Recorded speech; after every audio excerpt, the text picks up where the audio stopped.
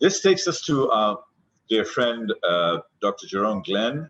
He is a award-winning scenario planner. He's a foresight expert. He's the chair of the Millennium Project. He advises governments, presidents, and countries really to plan for the future and have a, not even plan, I mean, he's going to talk about exactly what he does. Jerry, over to you to give us your pearls of wisdom and start helping to connect the dots for us. Thank you. With that introduction, maybe that's all I need to say. I guess what's interesting to say?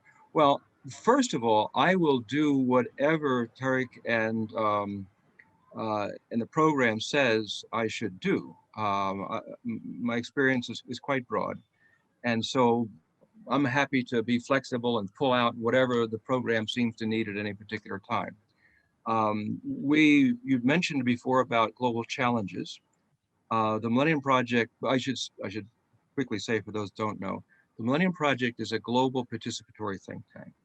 We have 68 nodes around the world.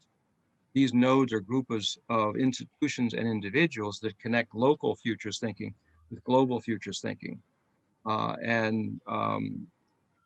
We produce State of the Future reports, 19 of these things, sort of like an overview of the whole system. And we have in there 15 global challenges. The 15 global challenges, we update and improve insights on an ongoing basis in an online collective intelligence system. And we see the 15 global challenges as a framework for understanding global change. In the same way that we have a human body, we don't understand everything about the body, but we understand it generally, a skeletal system, a circulatory system, a nervous system, and so forth. So we understand how these systems sort of work together. So the 15 global challenges are like that in the same way. If you improve one challenge, you help the others. And if you make one challenge less good, then it hurts the others. So one is I'd be happy to share ways of thinking about the whole game. Not in incredible detail, but we're happy to go into that if you like. We also produce Futures Research Methodology. It's the largest collection of methods that people use to take a look at the future. There's 37 of these. I suspect we won't go through all 37, but I'd be happy to take out and take a look at any of the ones that you're interested in.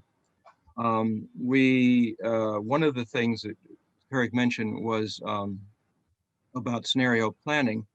One of the pleasures of my past was I worked for 10 years and I was a friend off and on with a man named Herman Kahn, who invented scenarios for futures work.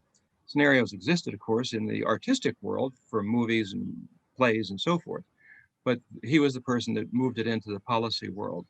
And one of the key things that he has done that has tended to be forgotten by a lot of, quote, scenario planners is a scenario is not the description of an endpoint. That's often what people say. Here are 4 potential futures, right? 5 potential futures. The value was to write a story between the present and the future with cause and effect links and decisions, so that as you write the story, you will go, I have no idea what happens next. And that is a key value of scenario writing, because you got to find out what you didn't know that you didn't know, but you should know if you think you want to get there. So how do you find out the unknown unknowns? Well, you write a story about it, and then you find out what you don't know. Because it has to be a plausible story. You're not doing the truth, you're doing plausibility. And that's one of the things that I would stress, because that's one of the greatest ways to really explore future thinking, because you're doing the future thinking. And when something doesn't make sense or you don't know what happens next, you stop writing and you do research and then come back into it. So those are some of the things I would like to talk about. Thank you, Jerry. That's really very deeply insightful and inspirational. Quick answer, a quick yes/no answer. Do you think boards, generally speaking, and decision-making environments and so on, are they future ready? Are they really equipped to cope with all of the changes that are happening? Yes, no, and a little bit of narrative if you feel. Well, of course not. That's why you're going to be successful. Of course not. Of course not. I mean, you know, the Harvard Business School, as many people know, used to keep pushing this, you know, quarter by quarter by quarter by quarter by quarter. And the logic, stupidly, was if you make a profit and you're successful each quarter, then you're profitable and successful in the long run.